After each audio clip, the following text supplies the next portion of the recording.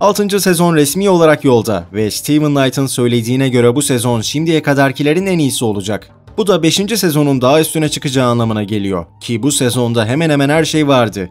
Aşırı etkileyici sahneler, yürek burkan sonlar ve tabii ki çok fazla kan. Yani Steven Knight'tan beklediğimiz klasik şeyler. Ama tüm bunlar 5. sezondaydı. Yani olan olduğu biten bitti. Şimdi Steven Knight'ın bizim için ne hazırladığına bakma zamanı. Steven Knight her sezon öncesinde arkasında kırıntılar bırakmayı seven birisi ve 6. sezon için işe erkenden başladı. Katıldığı bir ödül töreninde 6. sezonda oluşacak olan atmosferin büyük bir değişim yaratacağını söyledi.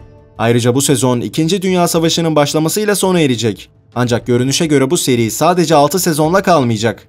Çünkü Steven Knight bu seriyi farklı şekillerde devam ettireceğini söyledi. Yani büyük bir ihtimalle 2023 yılında bu serinin 1. filmini yapmaya başlarlar. Ancak benim daha çok görmek istediğim şey bu adamın hikayesinin anlatıldığı bir solo dizi. Böyle bir dizi yapılsa eminim mükemmel olurdu. Ama o zamana kadar serinin 6. sezonuyla idare etmemiz gerekecek. 6. sezonun çıkış tarihi hala onaylanmamış olsa da 2022'nin başlarında yayınlanacağına dair bir söz verildi. Ancak tabii şu an için belli olan bir şey yok. Ama söylentiler Şubat ayında olacağı yönünde. Bu arada 6. sezonun çekimleri daha pandemiden öncesine dayanıyor. Yani bayağı bir uzun süreci oldu. Ancak buna rağmen söylentiye göre seride göremeyeceğimiz bir oyuncu var. Helen McCrory. Bu usta oyuncu 2021'in Nisan ayında vefat etti ve serinin çekimleri Haziran gibi bitti. Ancak söylentiler Helen McCrory'nin yeni sezonda bir sahnesinin bile olmadığı yönünde. Umarım bu söylentiler yanlıştır ve bu usta oyuncuyu son bir defada olsa izleme şansımız olur. Serinin 5. finali bize birçok soru bıraktı. Kötü adamımız gerçekten neyin peşinde, Tommy daha kaç defa kriz geçirecek ve sezon finalinde gerçekten ne oldu? Ancak en önemlisi Tommy şimdi ne yapacak? Tüm bu soruların cevabı 6. sezonda saklı. 5. sezondaki uçurumun 6. sezonda kaldığı yerden devam edeceği belli bir şey. Zaten serinin yönetmeni Tommy'nin sisli bir alanda çığlık atıp kafasına silah dayadığı bu sahnenin 6. sezonun giriş sahnesi olacağını söyledi. Yani doğrudan o ana geri döneceğiz. Tommy kafasına silah dayamış olacak ve olaylar oradan devam edecek. Söylemesi bile heyecanlı. Tabii bazı hayranlar tüm bu süre içerisinde Tommy'nin kendini vurduğundan endişeliydi. Ancak fragmanda gördüğümüz sahneler bu teorileri çürüttü. Hem zaten Tommy ölseydi Churchill kiminle takılacaktı? Arthur'la mı? Sadece bu bile onun yaşamasının gerekli olduğunu gösteren bir şey. Ancak tüm bunlara rağmen varsayalım ki kendini vurmuş olsun. O zaman da açıkçası dünya genelinde bir Game of Thrones etkisi yaratırdı. Ki dünyanın ikinci bir Game of Thrones etkisine hazır olduğunu düşünmüyorum.